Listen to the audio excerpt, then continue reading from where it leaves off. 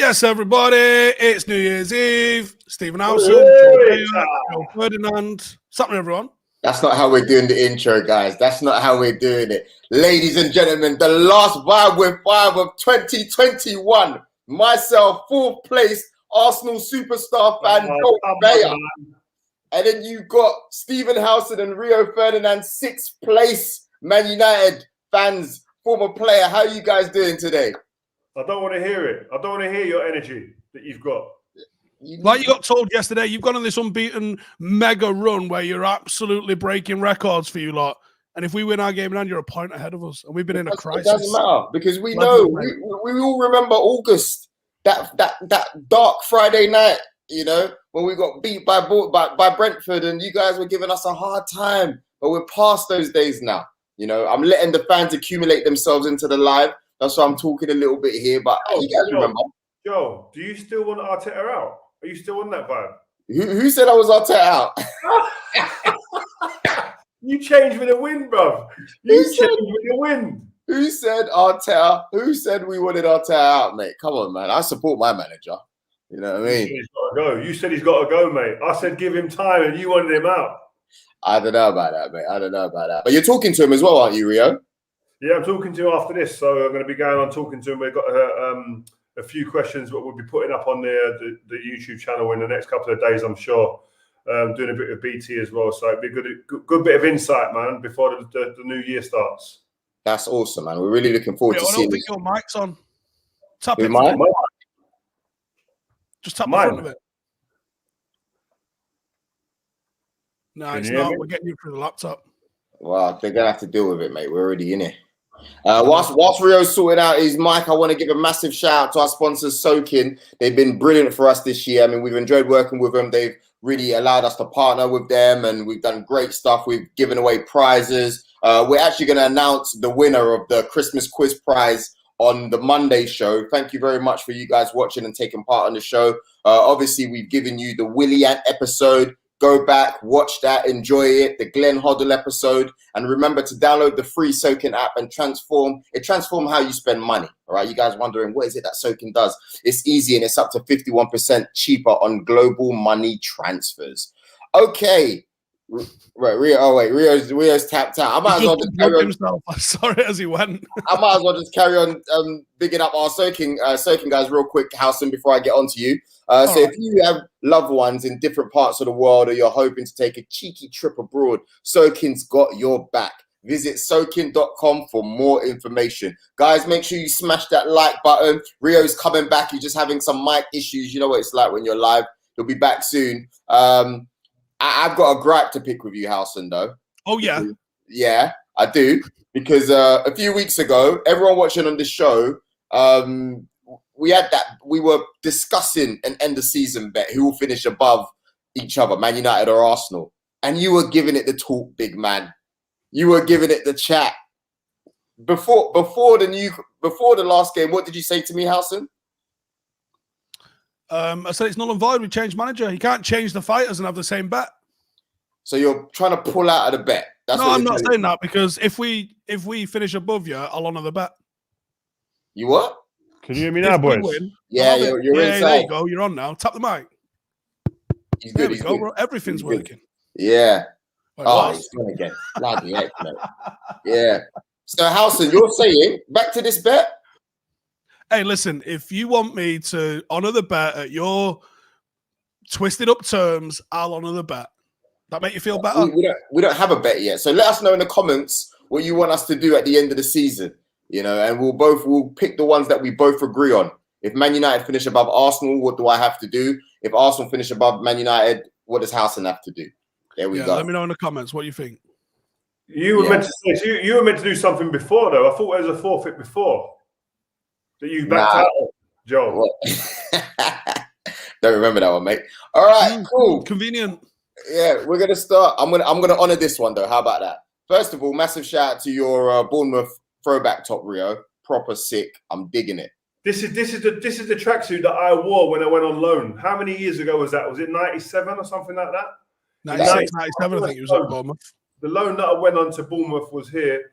Lecoq, the Sportif. Lecoq, yeah. Is the sponsor. Yeah, man, this was sick. At the time, I didn't realise, but this is cool shit. Yeah, this is classic, man. Which club had the best stash? You know, when you're a player, you get given like an absolute bucket of issue of stuff, right? Which club had the stash which just like you was thinking, do I even need this? Did England do madness? You know what? When I used to go away with England as a kid, when I was like youth team and then 21s and that, and even with the first team, you used to get given like remember them massive Umbro bags with the boot bit section at the bottom? They used to take like a big one, Holdall. You used to take one of them and like black bin liners, all full up of like tracksuits, t-shirts, etc. Unreal. Oh man, thank you, England Rio. did all like little special wallets and like diaries and things, didn't they, for you lot? Yeah, he had all that stuff, all of it. It used to be unbelievable. But all my mates on my estate used to walk around in it. They loved it. All right, we got to get into the show now because I know Rio's got to go talk to the 4th best manager in the league at the moment. So you know what? Can we quickly talk about, very quickly, I want to skirt through the Man United versus Newcastle performance before the Burnley one. I thought Man United were just poor that game. Honestly, man, I thought, wow, Newcastle were very unlucky. St. Maximin was maximizing his skill against United. And I'll tell you what, you guys got really, really lucky. And I could feel in the group chat that, you know, you guys are United fans. You know, when they don't play well, I can see that the tone of the messages change. You were a little bit sad. What's your thoughts on that game before we talk about Burnley's poor performance yesterday? This guy, I swear to you, the way your energy is very different, man. Wow. What do you want it to be? Listen, against Newcastle, we were poor. Can you hear me, by the way, guys? It's pretty low, but it's okay. Yeah, go through. We were poor against Newcastle. There's no doubt. You can't get away from that fact. We were poor. Simple as that. But that is still 2 wins out of 3. It was 2 wins and a draw, wasn't it? Albeit against Newcastle, who have been the whipping boy for many teams. And a lot of the press that came out the back of that game, like even one of my old mates, Gary Neville, and that, I thought we were in a relegation battle listening to some of the comments coming out of people and the way that the whole mood around the club really went to a negative place. Yes, we hadn't played a brand of football that excited Man United over years gone by would have been accustomed to, but it weren't like Ralph Rangnick was taking over a team that were on form. It wasn't so long ago we got destroyed by Watford. Away at Watford, was it 3 or 4-1? Perfect week out from a team that have been nowhere near that, especially this season. So, and then you fast forward it to the game yesterday against Burnley. You can say Burnley played bad or whatever, but listen, you've still got to perform. You know, in this league, you can be beaten by anybody. Man United are a perfect example of that. At home, have struggled against lesser teams a lot of the time. They made light work of Burnley yesterday. As bad as you can say, Joe, in the group messages that they were poor, they were this, they were that. Man United still have to go out there and perform and get the 3 points, and they did, man. So just take that, suck it and see, bro. Just suck that up. I'm sorry, Steve, you love tactics. You're an analytical man. You can't tell me that wasn't one of the worst 45 minutes you've ever seen from Burnley. After the first goal in the 8th minute, right, they were done for. It was absolutely shocking. I could see what they tried to do. I think they tried to push up high and they were pressing quite aggressively in the first half. But when you've got, and there was a ball from Luke Shaw for Ronaldo, which the entire Stretford end thought he'd put away, by the way, that he ended up missing with. And you just think, when you're playing a high line and you've got people who've got the quality of runs like that, getting found, it was a hell of a ball from Luke Shaw. That scared them a little bit, and they started backing off from then onwards. And I think as soon as that happened, we scored within a few more minutes of that. And then we just kept a bit of a roll on. I thought there was all sorts of problems in the game. I don't think it was a great United performance. I thought it was easy. It felt like it wasn't as much of a fight as I thought it was going to be. But if you go back to the Newcastle game, I don't think it's necessarily about wanting to see a brand of football, wanting to see this, that, and the other, just wanting to see a lot more from a United team, because it was awful, like abjectly awful. Individual performances, team performance. And I know that the teams training in little pods and isn't having to do. People think that they've had 16 days and they should have just been training every minute of every day, and they've trained what they can under the pretty extreme restrictions we've had under COVID. So I know we've not seen as much as we would probably want to from the team under Ralph. But at the same time, Ralph's got a predicament that he needs to overcome. He can't spend 6 months of this team getting used to his style of play, because as it stands right now, in 6 months, he ain't the manager. There's another manager coming in. So when you've got a manager that's here for an interim, there has to be an impact.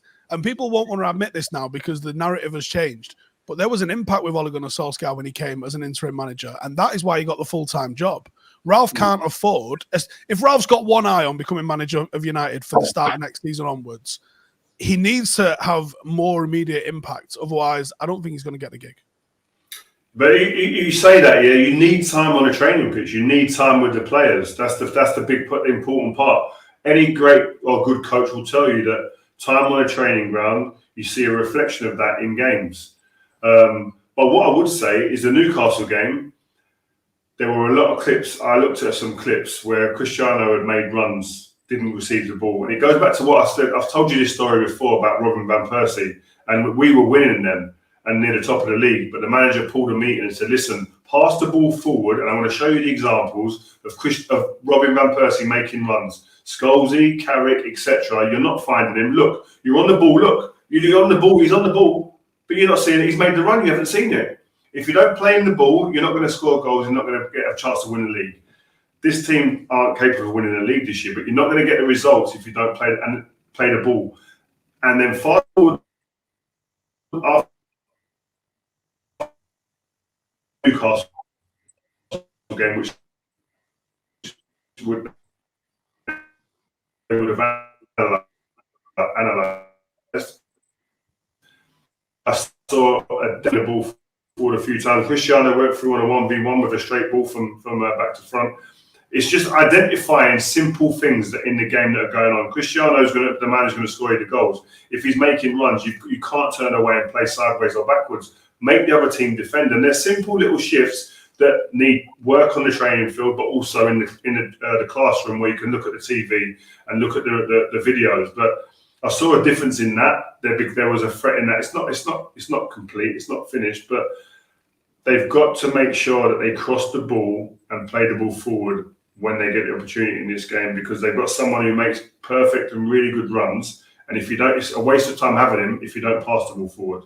Yeah, I'm just going to add to that really quickly before you go back in there, Steve. That's all well and good, but you need players that can actually, have the quality to do that. And I'm sorry, but the Spider, Aaron Wan-Bissaka, he ain't got the quality to be doing what he's doing, and I think that makes a huge difference, because if you look at the top 3 teams in the country, if you're looking at the City with their wing backs, Liverpool, Trent, Robinson, Chelsea boys, they've got quality that they can put in for their attacking players, and I think you guys lack that. And we can't just say, oh, well, it is what it is. If you're trying to close the gap between those 3 teams, let alone being first, then you really have to improve in that area.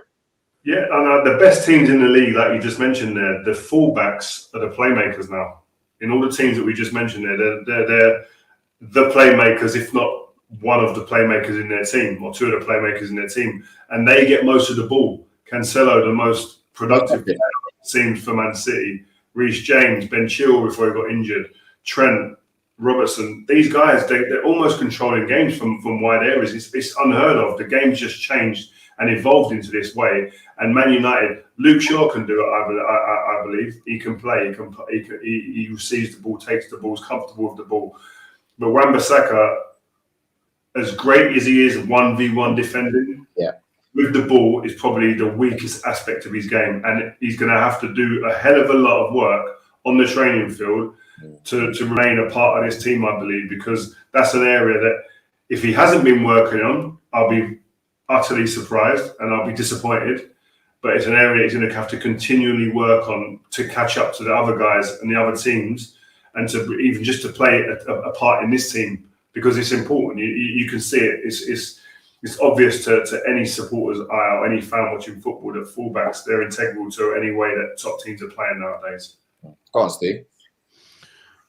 Yeah, I totally agree with what pretty much both of you have said there. I see too many. I thought McTominay had a great game yesterday. Yeah. But he still doesn't have that Michael Carrick through ball, that line breaking pass that can arrive right at the back foot of a striker or put someone in that place. He keeps it a bit safe, or he holds on to it a little bit too much. I thought Greenwood had a good game yesterday, but still, when he's making play happen, rather than if he's got to go shoot himself, everything he does is quick, it's at pace, and it's a nightmare to deal with.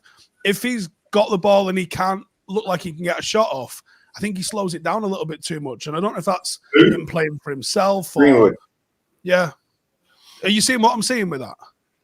I know what you're saying. I just think that Greenwood, for me, I love the way he plays, the way he receives the ball. He plays in at the moment he's playing bursts, partly because he's playing out of the position that he's not accustomed to playing all the time. And he'll eventually be a number 9 or a number 10 for me. But yeah, Greenwood, he's a funny one because I think there's so much more in the tank. But I think what I like about him is his body language is fine. His body language is fine. He works, and that's what I think a lot of people were talking about. Oh, Cristiano's body language is this and that, and he shouldn't walk off the pitch. I've seen Cristiano walk off the pitch when he's won.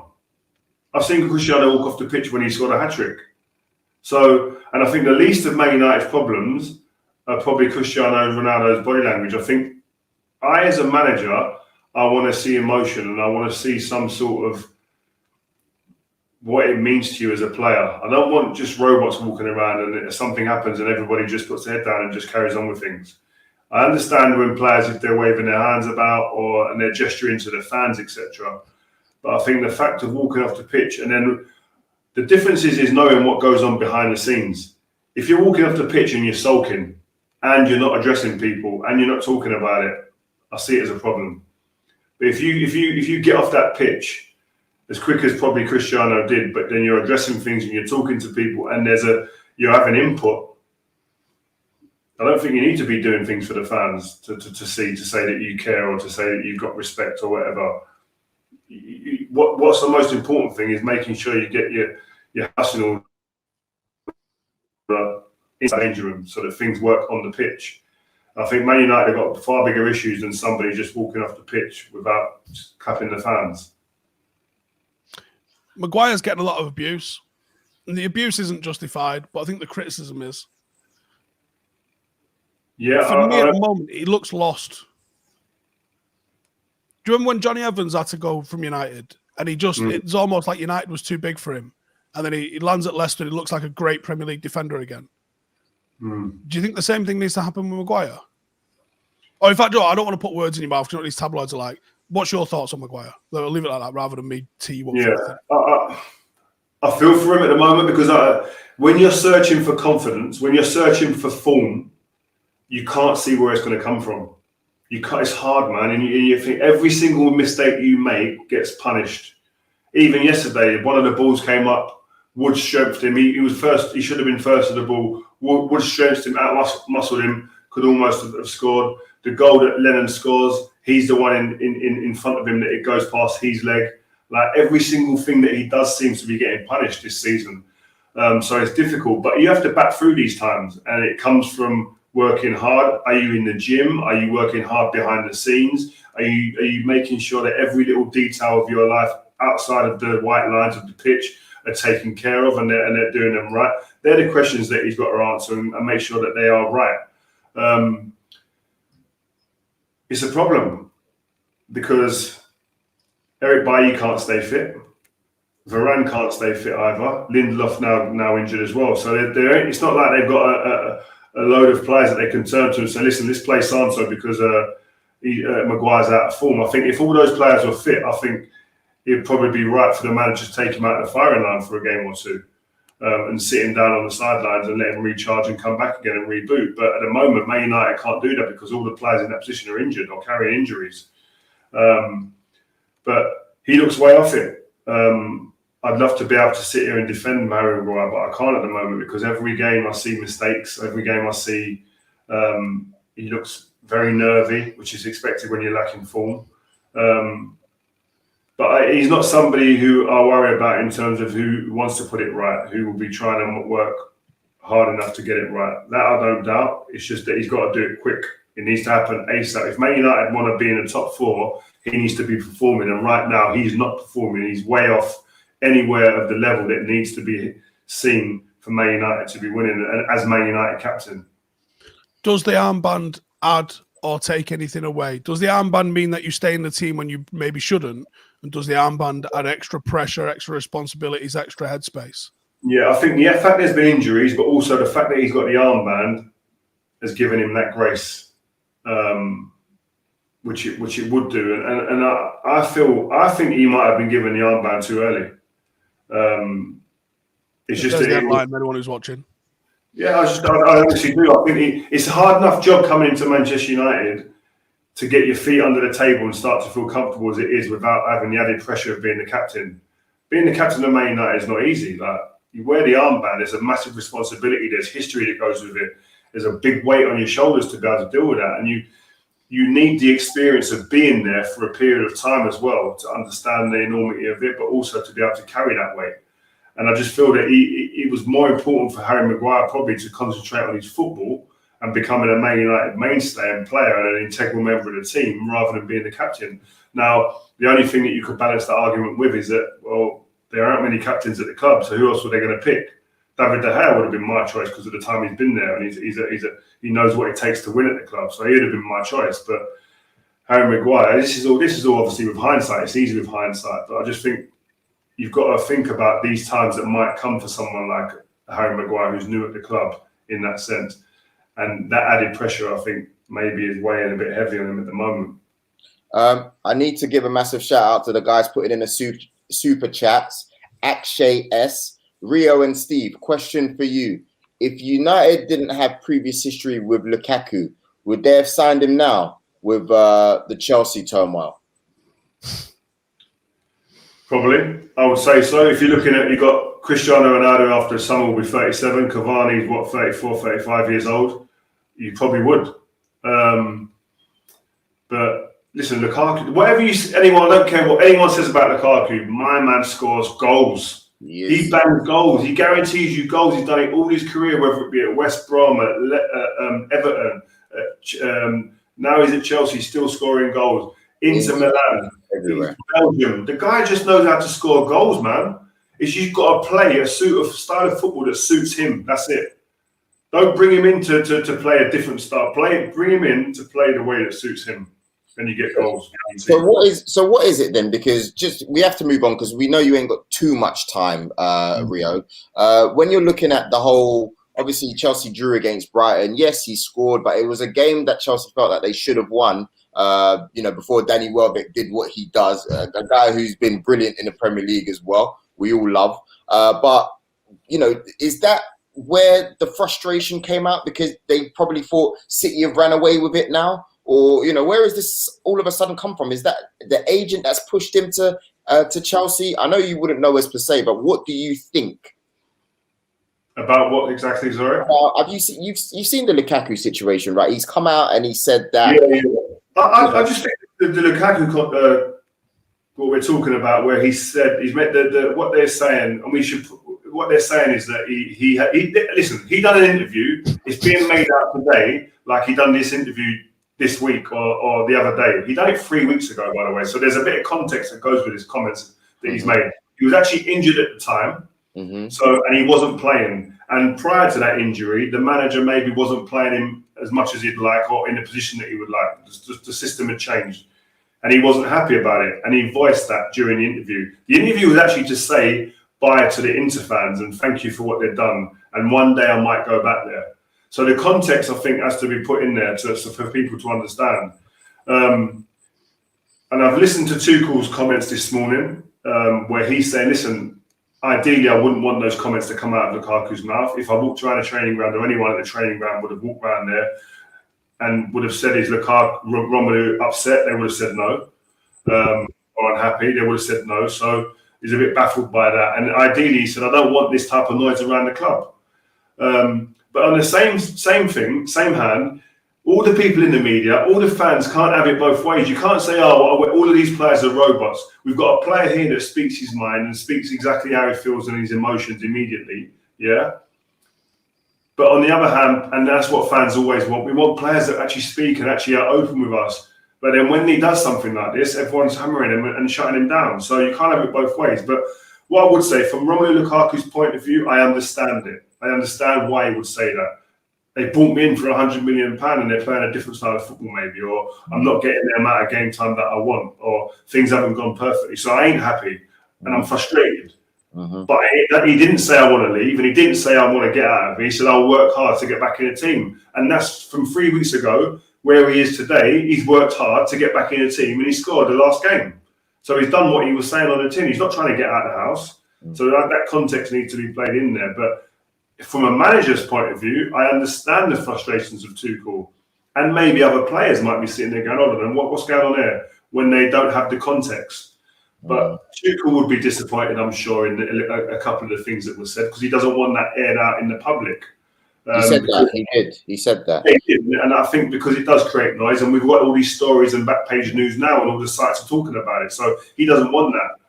But can we get Rom on? Do you want to ask him if he wants to come on? Put a word out for him now and see. Can we get the actual context and the actual what he wants to say out? Yeah, I'd love to get Rom on, man. I'll text him and see what he says. Obviously, he can't come on right now. They're going to be like they're probably the training ground and stuff. But we'll have Rom on here this before the season's out, 100%. I have to say, because the people are, it's about, this show is for the people, and we know that we haven't been around for a minute during the Christmas period. We have dropped videos, but we have a couple people giving the super chat. So I think it's only right that we kind of direct the conversation. I love the super chats. We need to always shout them out, man, as well. Yeah. So this one's from Rush Mano. Rio, can you see Ragnick moving for a DM or striker in Jan? Martial looks certain to leave. I don't think so. I've got to be honest. I don't think there's anybody available. I think the only players you're going to look in that position there are probably Declan Rice, the lad at Monaco, and then West Ham fans are going to go mad again. But I'm talking about quality, the players who I think are quality. But I don't know, man. I don't see it. The only way I see Man United moving in the market for some young talent. I don't see him going for any tried and trusted, proven players that are out there. I don't know if there's anybody available right now either. They've got Cavani and Ronaldo up front to the end of the season. Rashford can play there. Mason can play there as well. If Martial goes, he goes. He's not been a part of it anyway. But a DM, I don't see it happening. I think a DM's a big, major position, and that will be something that I think only can be done in the summer. I got a super chat here off Cameron Fletcher. He says, Rio, thanks for everything that you did for United. Do you hear that a lot? Yeah. That's probably the main thing I hear when I go to Manchester, especially. I'll see Man United fans. You know what? Thanks for what you've done for Man United. And you know what? When I joined the club, if anybody asked me what I would like to have had when I leave, other than trophies, it would have been that people appreciated my time while I was here. And he says, 5 is the go-to channel. Steve, keep up what you're doing. You've overtaken McCullough. For starters, that means I was behind him at one point, so I'm not having that. And it says, Joel is a secret red. Yeah. While we're talking about saying thank you, it's someone's 80th birthday today. And if it's someone any United fan needs to say thank you to, certainly Reds of our vintage, that is the one and only Sir Alex Ferguson, who's 80 today. Rio, I know you've probably texted him, so I don't want to give a message out to him on here because I don't know if he watches. I'm assuming he probably doesn't, right? He's watching. No, Joe, he's not. I actually I put a message out on Instagram today, and I sent it to him, and he was laughing. He said it's about time because I put a crown on his head that he's the king. What? Hang on, Fergie's on Instagram. No, I put it on Instagram, but I texted it to him so he could see it. But I want to know the untold Fergie. Like, give me a little bit about Fergie that we've never heard of. Either it can be something like cute about him, it can be something heartwarming. One time he just ripped someone a new one, and it was either right or wrong, or just give me something that we've never heard of on Fergie. There must be some. I don't know. His casual wear wasn't the best. I remember the dinner lady talking him about his casual wear, he had a pair of chinos on, I think, or a pair of jeans and a shirt and a jumper and a jacket and that. And even the dinner lady said, "Listen, what's happening here?" And she didn't care, Carol. She was quite a funny lady. But what I would say about him, listen, I put it on. I think I put this on Instagram earlier as well about him, about that. He created a beast. He created that machine at Man United for the likes of myself and all the other players that was lucky enough to go there and win stuff. He created that machine that enabled us to learn, to understand what it takes, what is needed to become a winner and become a serial winner and sustain that quality and that level. And I think that's a hard place to get to. It took me years to get to Man United. It's not just the years you saw me playing professionally. It was the years at 10, 11, 12 years old to get to that point, to the top of the mountain. And the easiest part is probably getting to the top of the mountain is staying there. And that's what sets him apart. I saw a stat today. There's only one manager in the Premier League that's won back-to-back titles 3 years on the bounce. That's him, and he done it twice. He done it twice as well. So that's sustaining that level of quality, of the standard of performance for that level of time. You can't even do it justice with words. What that is, and the dedication, the desire, the application, all those things. He enabled me to understand what was needed in each of those areas to become a winner, and then to stay at that level to maintain being a winner for all those years. When the target's on your back, when you know other clubs are looking to shoot you down off that pedestal that you're on when you're winning. I know that there's no one like him in terms of ability, but is there even anyone like him in terms of the way he ran Manchester United now? It seems like every manager, from Ralph Rangnick to Tuchel to Klopp to Pep, these guys are all training ground managers, I would say, if you know what I'm saying with that. They're heavily involved in the technical details from all of the players on the training ground Monday to Friday. But Fergie wasn't, was he? Is there anyone like that at the top of the game doing that still, do you think? No, there's nobody that runs a club the way that he runs a club. It's not there's the ability to do that isn't there anymore. The same with Wenger. They ran the club from top to bottom, but they were the last of that breed.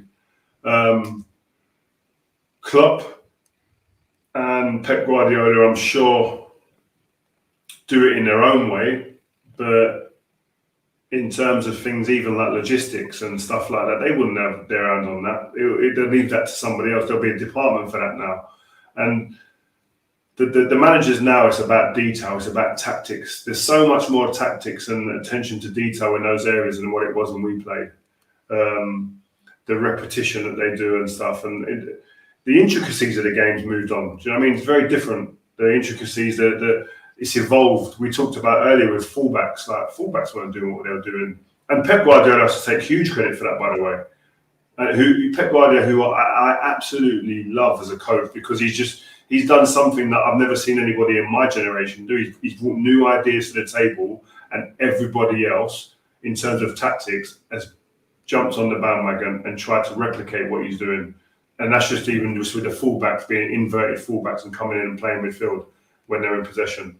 He's just no one's done that. But it's a different type of manager. It's a different type of management. And Sir Alex Ferguson is not Pep, and Pep isn't Sir Alex Ferguson. The same with Klopp. They're very different, but they're all great in their own ways. But Sir Alex Ferguson, for me, is the greatest. He is the man. And what I like about him is the details off the pitch and the lengths that he goes to for his players and for people in the game. New managers getting jobs, young managers getting jobs. One of the first people that call him or a package is sent or a card is sent to him is from Sir Alex Ferguson, because he cares about people and he knows the value of what he is.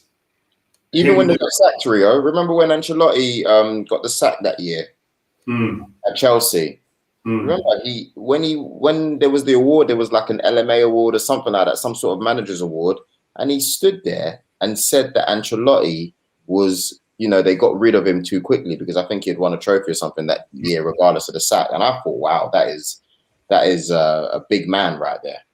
Yeah, no, he was a man amongst men. And listen, when there's certain people that walk into rooms and can walk into any room in any industry and hold the room, he's one of them. There ain't many people that can do that and be able to talk with conviction and be able to make people understand who he is and what he is and what he's achieved and what he's done. He wouldn't even really talk about what he's achieved. It's more about the how and the why.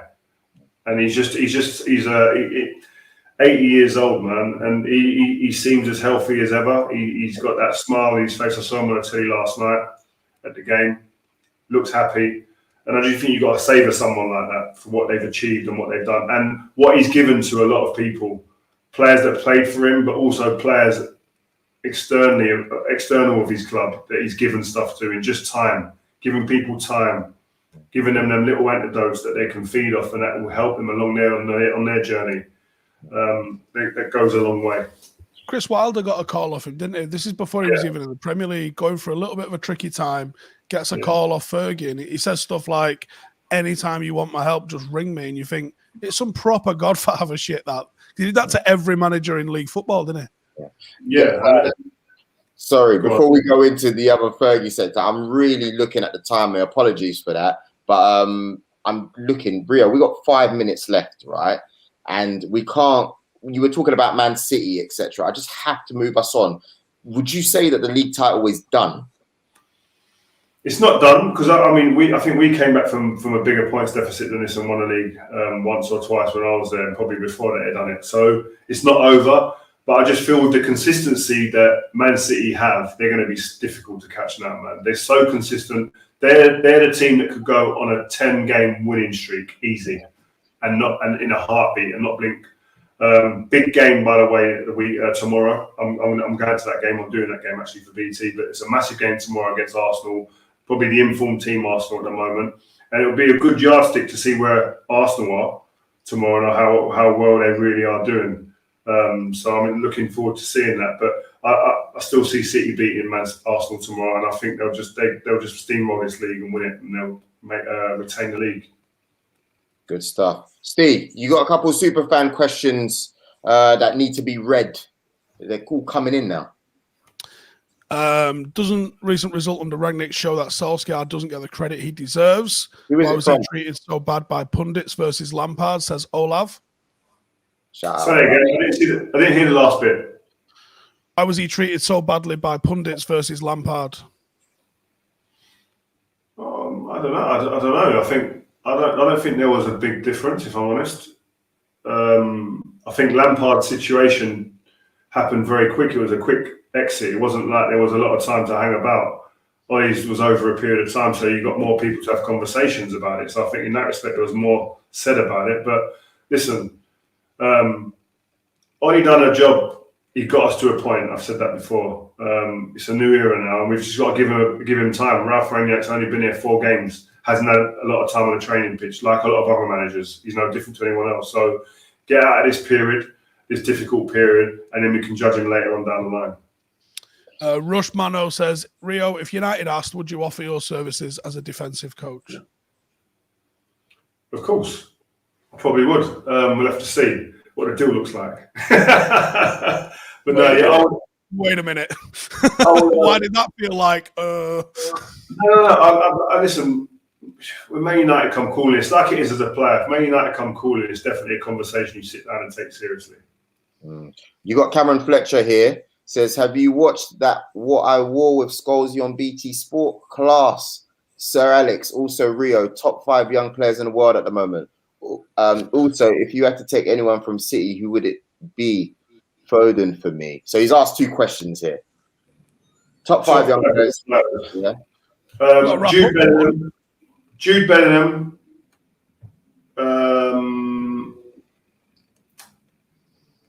Who's the boy at Barcelona? They got 2. Gavi, and my man, Pedri. Pedri. Fatty. What about Fatty? Yeah, he's injured at the moment. Who else? There's a boy at Bayer Leverkusen. I forget his name. He's sick. He's a good player. Who else? I'll go with them at the moment, right now. Don't forget, Haaland's still a young boy, you know. I don't class Haaland and them guys as young kids. Foden and they're vets now. They're vets. Wow. You got a massive shout out to Ryan. House and tell the Lukaku leg breaking to leave story. I don't get it. Word is, it was being, what's the word I'm looking for? Annoying in training, and was asking, when he was asking to leave, he's like, if you don't let me leave, I'll just start breaking legs. Obviously. When was this? Well, he was still at United. To get the move in the summer. Andre Amilo, thank you very much for the donation. Rio Ferdinand, we love you over in Amsterdam, and I'm from 1984. I've been following Manchester United since around 93 tightly, and also Fergie is boss among men. Andre, a kid who loves Man United. Shout out to you, Andre. Shout out, Andre, man. It's great. You know what? The great thing about Man United when you play for Man United, you travel in there anywhere in the world, and there are fans. Mm-hmm. Like you could play for other teams, like I don't know, maybe Arsenal, where you can travel to places and no one will recognise you because you don't. But when you travel for Man United, I remember Nicky Butt saying to me when I was with England before I started United, he said, "Rio, it's very different at Man United. It's bigger than even playing for England." And I was like, "Bro." And when I got there, I was disappointed. Wow, that's a thing. Because we've seen people come to United that have looked, and I'm not just talking Harry Maguire, if everyone thinks I'm trying to like read between the lines here. You've seen countless players that have looked good somewhere, come to United and just can't replicate it for whatever reason. Is that something to do with the pressure that's on United? Like we were talking last night after the game, where you look at United have got new seats apparently at Carrington. One, why is that a headline? Two, at what other club is that a headline? Do you know what I mean? It's a different pressure. The focus is crazy, and the expectations every week. And I think I found the history a huge burden, might be too strong a word, but a huge weight on your shoulders. You're forever bumping into the legends, the previous legends at the club, like the Sir Bobby Charltons and the Brian Robsons, etc. And then in the change room, you've got like the Roy Keanes, and you've got the Giggsies and the Scholes, etc., who have won multiple titles, like crazy amounts. So that brings a pressure in itself. I've got to prove to them, forget the fans outside first. You've got to prove to those guys in that change room first that you are worthy to be here. Then you've got to go out and put the performances in the games and beat all comers when you've got a target on your back. And every week there's no weeks and rest. There's no days off. Other clubs, you can have a day off maybe that you've been before, you played before. You can have a week off. You can have a bad week. It's fine. But that doesn't mean you're not going to win the title. Do you know what I mean? Whereas at United, you have a bad week, it could mean between winning and losing the title. So the pressure is very different. And some players cannot deal with that. Some players need to have that bit of respite and that time off during the season to chill out a little bit and just to down tools. Whereas at Man United, your levels are up here now all the time. Man City and Liverpool will be like that now. Every game means a hell of a lot. It's do or die. And you can't have them days off. And losing a game or drawing a game or a bad performance seems like the end of the world. Ahmed Makalai says, "Hey guys, what happened to Gazette Dello 5? It's coming back in beginning of January. Don't worry. We know that our schedule has been a little bit here and there, but we are doing Bible 5 on Monday as well. This is just a little give back during the Christmas New Year period. So nothing's changed. In fact, we're adding more." Howson? I got 2 shout outs to drop. One, happy birthday, Steve Bruce. Yes, Brucey. It's also I think he's 61 today. Oh, wow. And also shout out Wayne Rooney for the absolutely frighteningly good job that he's doing at Derby in the worst circumstances in the league. Can we just touch on that? I told you, we went there. The 5 cameras went behind the scenes at Derby's training ground this season. And I remember saying on that, and a few people ridiculed me saying, you just because he's your mate, you're saying what he is doing at Derby is nothing short of a miracle right now, given the resources that he hasn't got access to compared to other teams. The lack of players that he's got there at his disposal, he's got to dip into the youth team, etc. The amount of young kids he's had to put in and give debuts to over this period. The club may be winding up. The threat of that happening and players losing their job. Not only the players, all the people behind the scenes losing their job. Maybe what he's doing as a novice, as a first job, is nothing short of miraculous what he's doing at the moment. And if they get anywhere near close to getting out of the situation they're in, this relegation battle, wow. So Wayne Rooney, I think they're going to do it, you know. What? I think they're going to do it. Yeah, they've only got 7 losses on the board, bruv, compared to Barnsley, who are above them, who've got 14, twice the amount. Yeah, I think they're going to do it. I think they definitely get above Barnsley. Peterborough and Reading might be a little bit much, but I think he's going to go right to the wire, and I think he keeps them up. And I'll personally buy the sausage rolls for that party because that is. I don't think he finishes lower than. I don't think he finishes lower than the third from bottom. I think he could. I think he gets them out, but I think he gets them at least to third from bottom.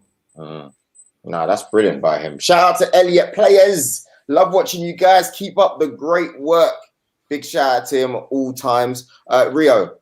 Sorry, we got to talk about being fourth before we go. Come on, you got to give my boys a little bit of prop. Don't try it. Listen, big props, Arsenal. I've got to say, we have the laugh, we have the banter on there. Joe, a lot of the time, is the butt of the banter because of Arsenal being behind Man United. But right now, Arsenal are the full team in the Premier League. They're on fire.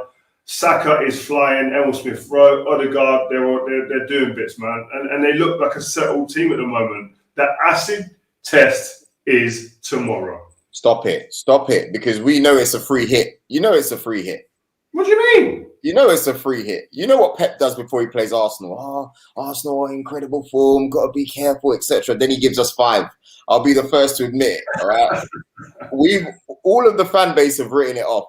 I think we can sneak a draw. If we get a draw, then we'll be really, really happy. But I think all of the fan base has written it off. That says who you are. Yeah, well, do you think your fan base is going to play City and you're expecting a win? Hell no.